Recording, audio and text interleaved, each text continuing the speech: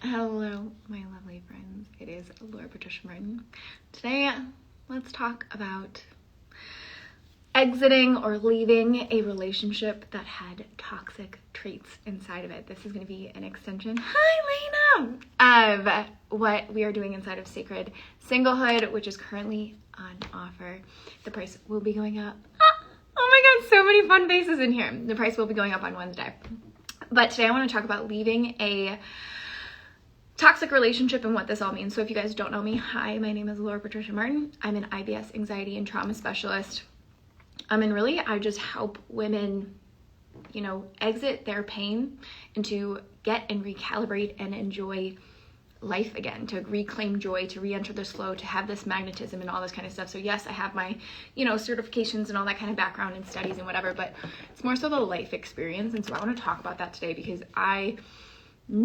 this is a confusing thing right now, but it's not my current relationship. The relationship I was in when I was 25 was domestic violence, addictions, codependency, trauma bonds, things I was trapped inside of, things I really couldn't get away from because that is where my nervous system led, and it made me feel like I was broken, confused, and it led to all my health issues. It led to an eating disorder. It led to fucking up really good relationships because I thought I was unlovable.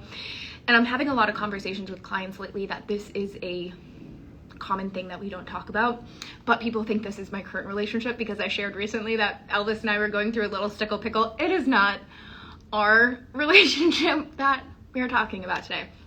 But I really do want to start the conversation around what are toxic traits. So if you're a woman that has been, you've exited a relationship, your heart is hurting and you want to find sacredness within this little in-between period, and maybe you left that relationship and had toxicity like gaslighting or, abandonment or abuse or cheating or lying or stealing or, the kind of things that we now live in this white culture inside of, you're going to want to tune into this because leaving those things, I wish I knew these core things when they were happening.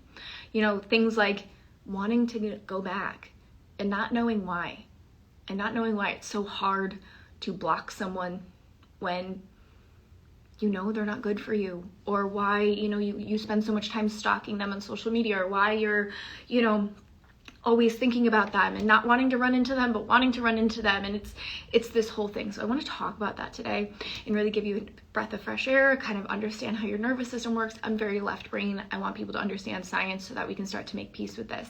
As you're coming on, I am seeing so many fun faces, so say hello as you're coming on. And then if you guys do want to learn more about the current program that we have on offer, which is Sacred Singlehood, or my one-to-ones, I will talk about that at the end. So let me know, where are you guys at? What relationship status have you been in? Have you experienced some type of relationship? Things of that nature. I know the comments are kind of delayed sometimes, but I feel like at the core, heartbreak is something we can all... Hi! Oh, I love you. It's so good to see you. How are you? I saw you were putting on some breathwork shows in or children's mindfulness in London. That's amazing. I'm so proud of you. But if you've been in relationships, I think something that we can all relate to is heartbreak.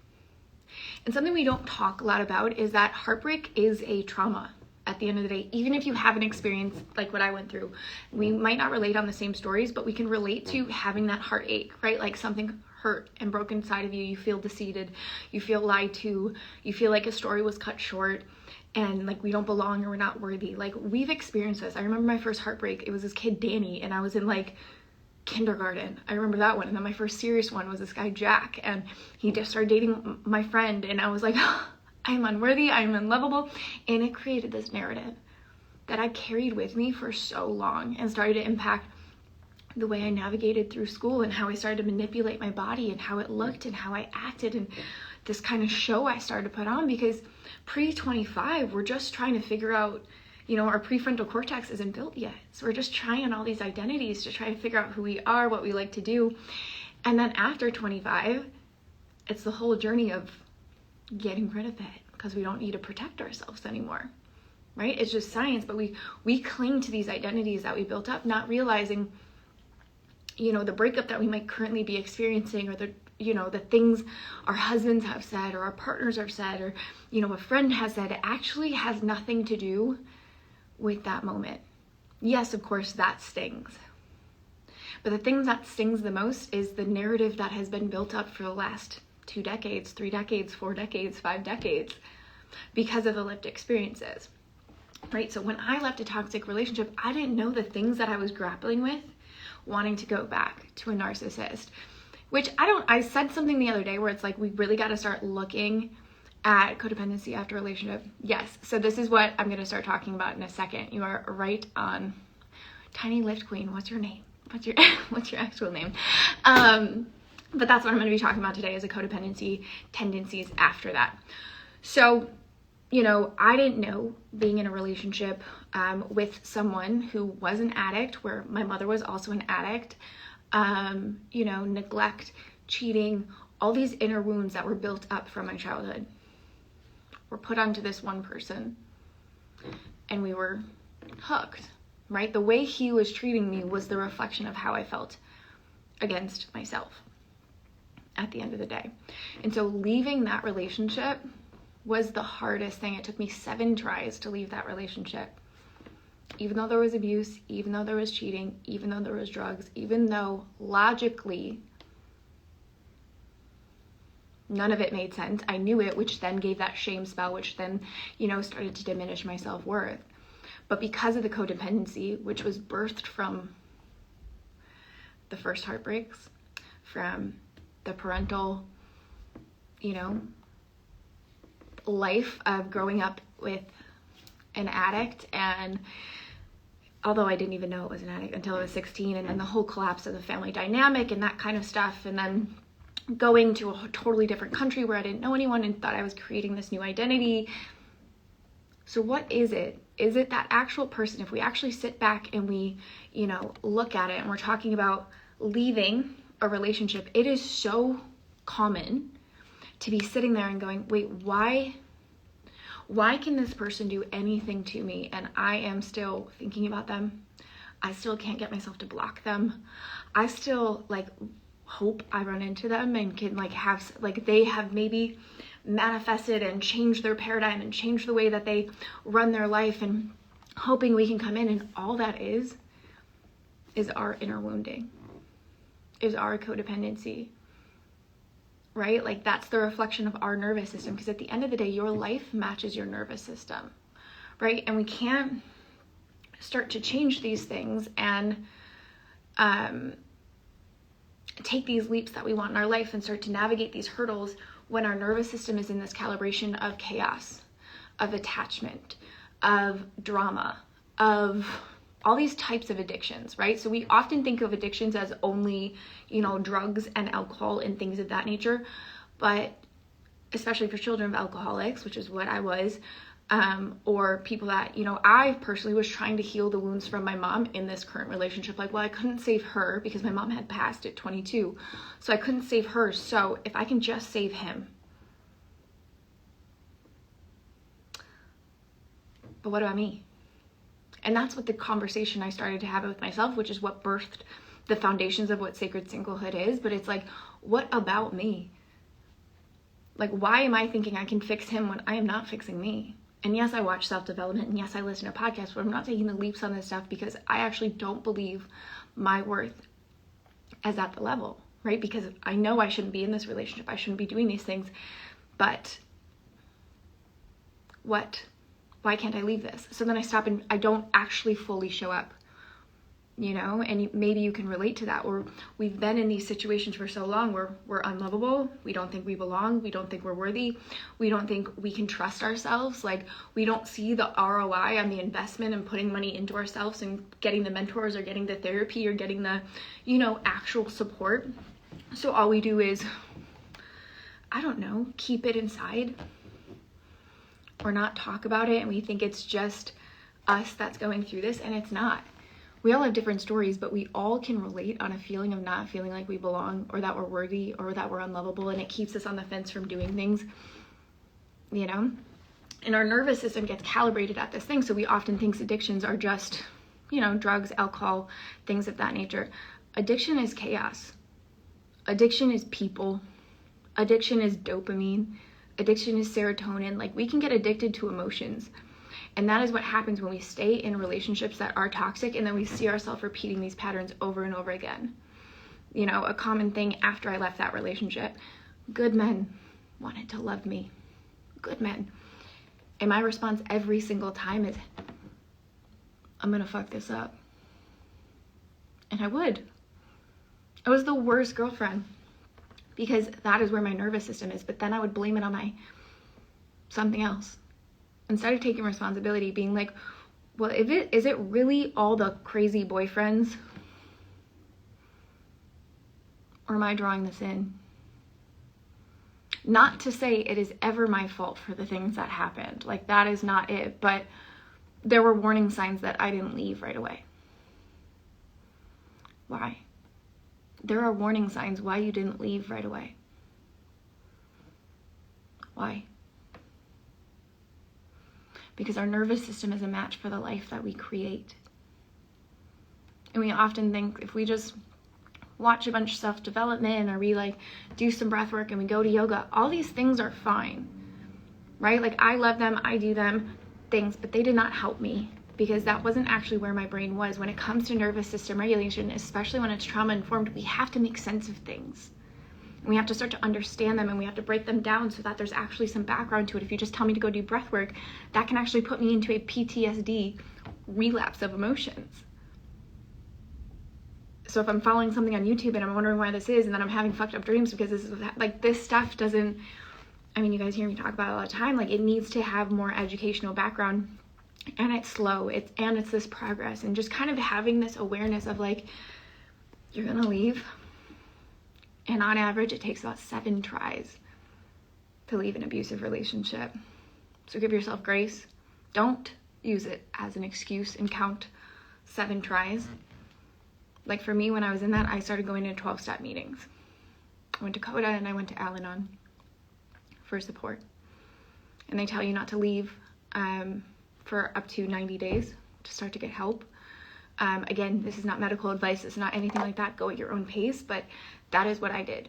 That is the foundations of what we're kind of walking through when we go through Sacred Singlehood, the kind of practices that I had to go through to get to that. Because then I started to think like, oh, if I just go to Al-Anon, if I just go to self-help and do these kind of things, you still have to build your self-worth and self-trust again.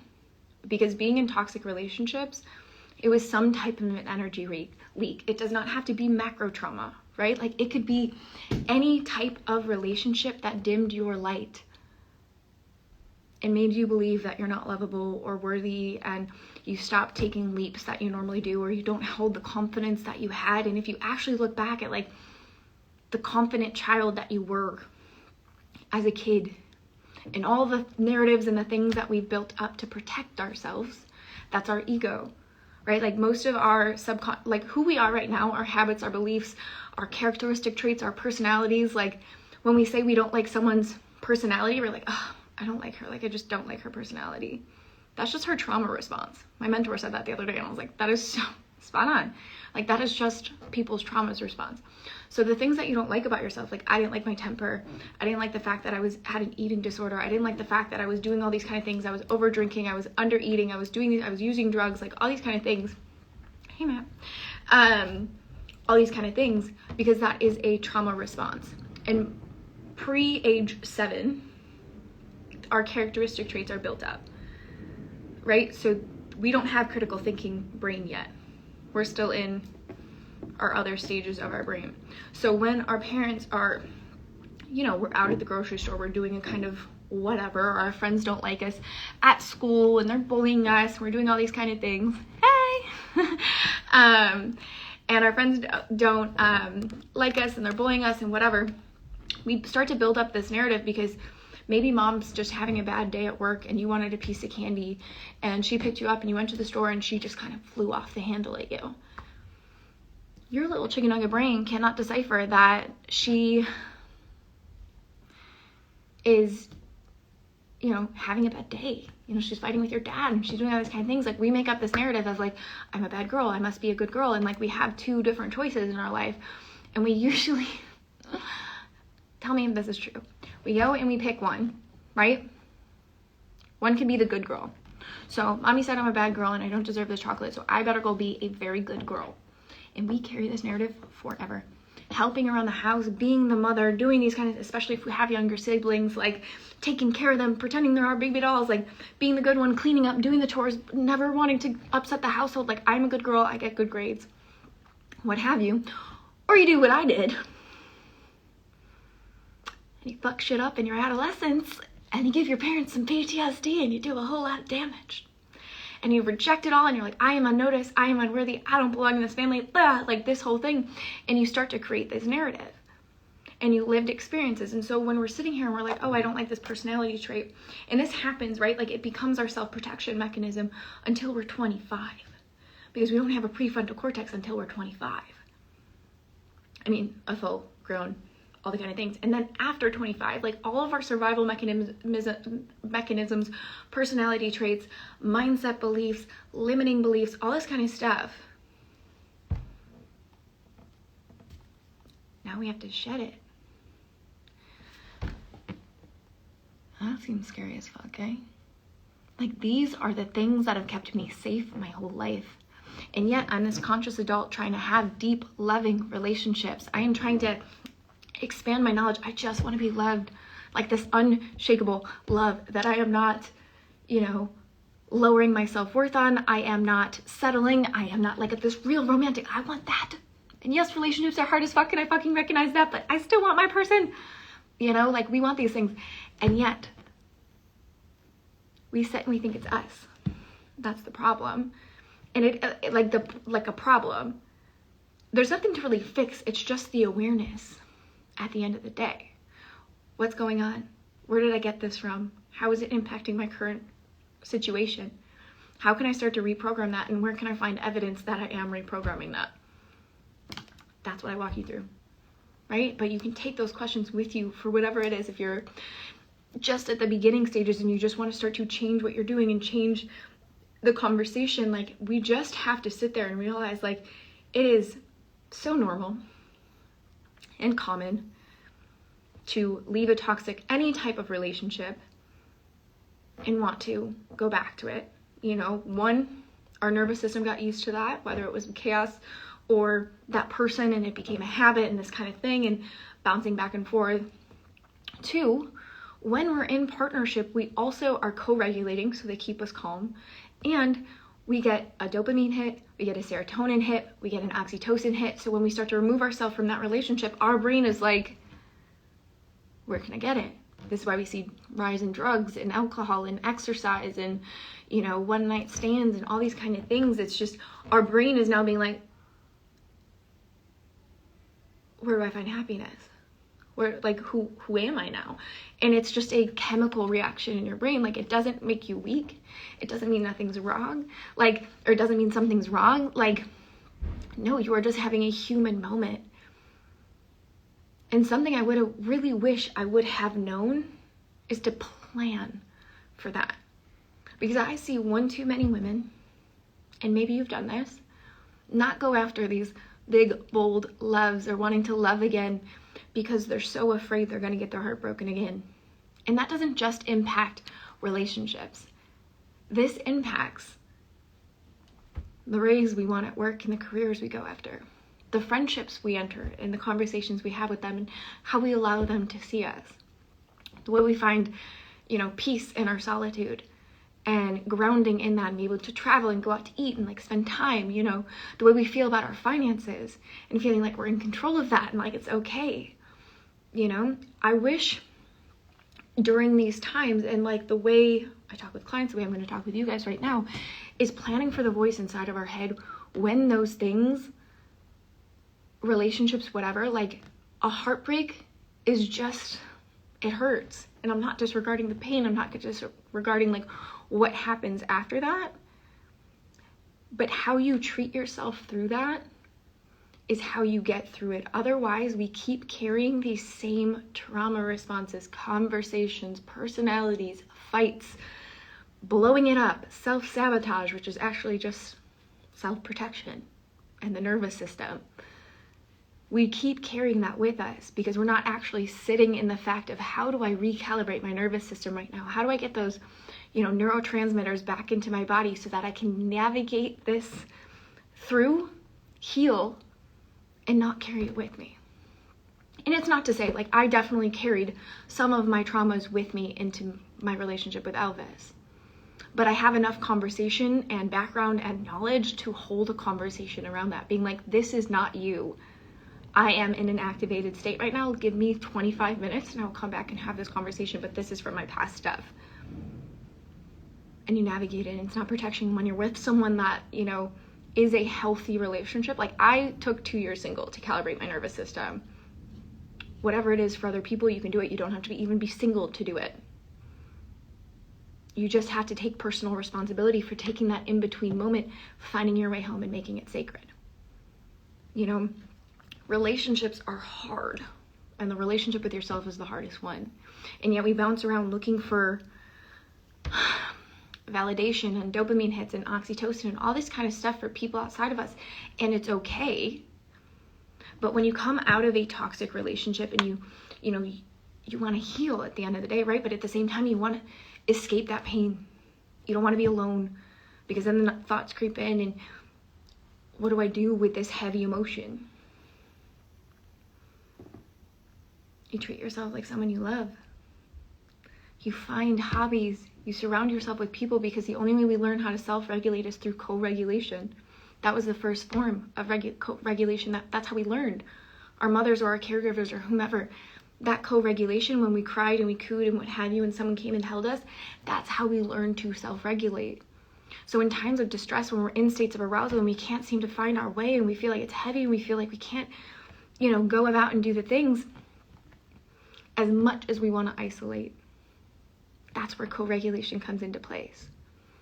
This is why, my programs are group programs when it comes to Sacred Singlehood. It's not group programs like we all get on Zoom and we do the things. It's just like this. I'm teaching you something, and you get to chat with me in the chat box, and you get to, be in a community of other women where you get to talk in a private Facebook group and all this kind of stuff. Like, that's where the co-regulation comes into play, because you're with other women that are going through the same thing as you are. I really struggle choosing nice guys over toxic guys. No, you're good. Struggle with choosing nice guys over, because it doesn't give you fill in the blank. What do nice guys not give you that you get from the toxic guys? I can tell you personal experience if you would like. But for me, I dated a really nice guy after my earth-shattering experience that shook my soul. And he was so nice. And because he was too nice, it didn't rock my nervous system as much. But what I claim that is, they're too boring.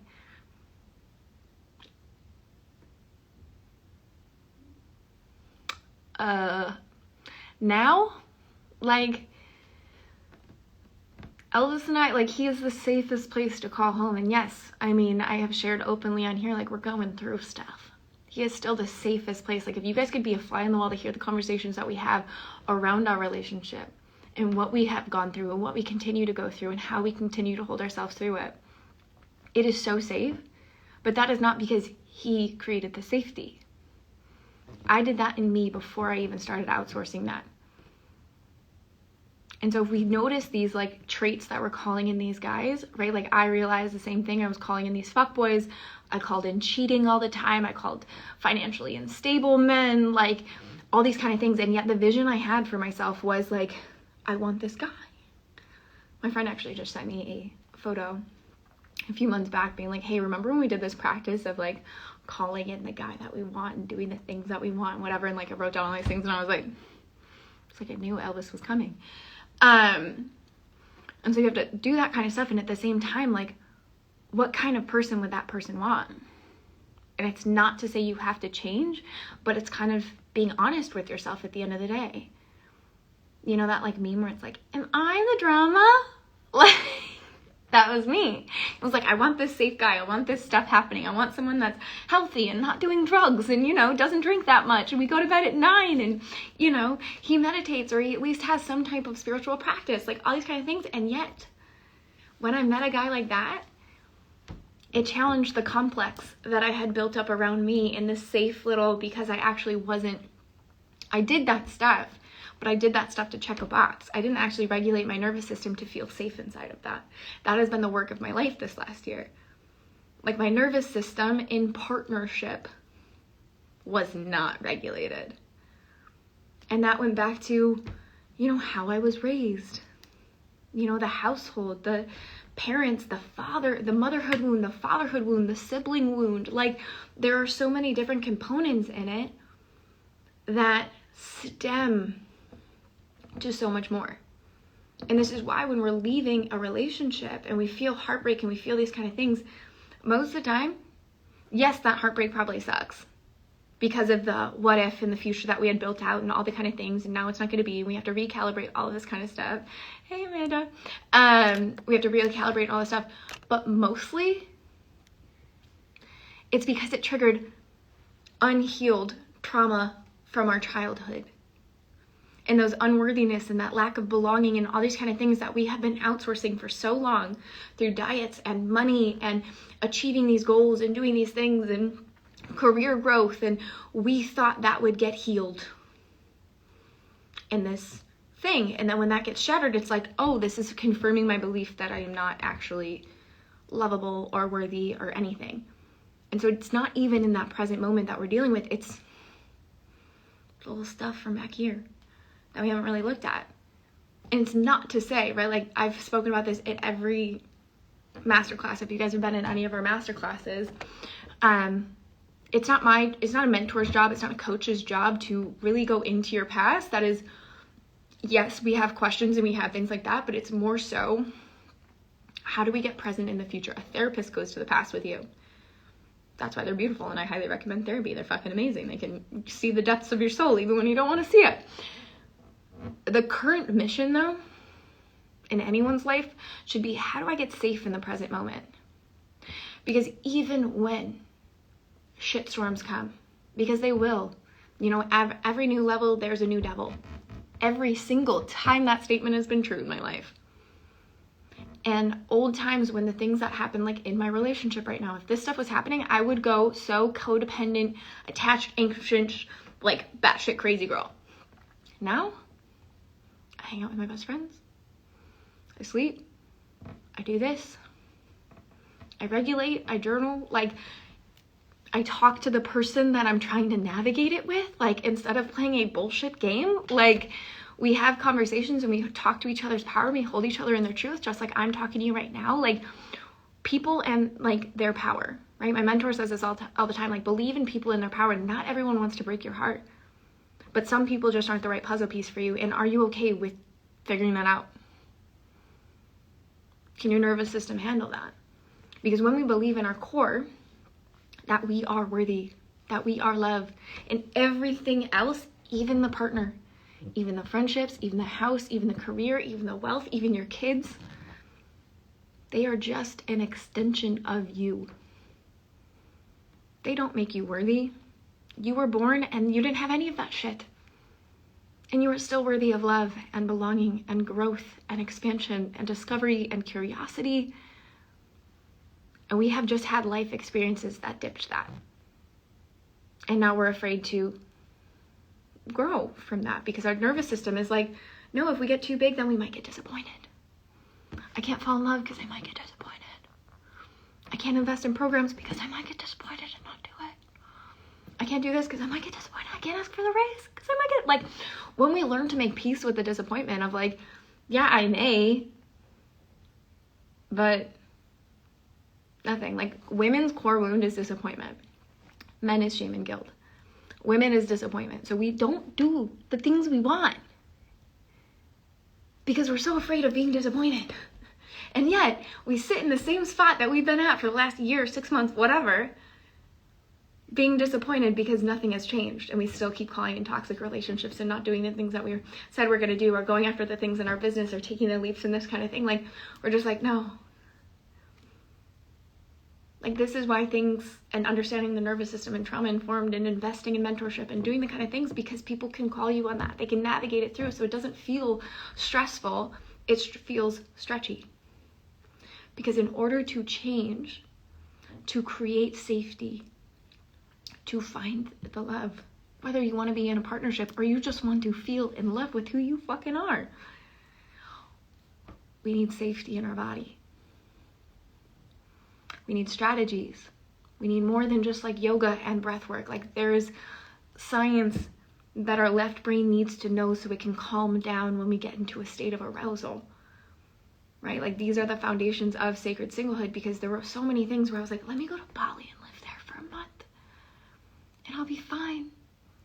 And I was, until I came back to my actual life, and holy pickles, nothing actually changed, because I didn't learn anything about how do I get myself into a regulated state when I'm in a state of arousal. Like, what is this gap that I can bridge to feel safe in myself again? Right? So if you're someone that is exiting a relationship, trying to exit, or has exited a relationship that had toxic tendencies inside of it, and you're like at the point where you're just like, okay, like I don't know what to do, but I know I need to do something.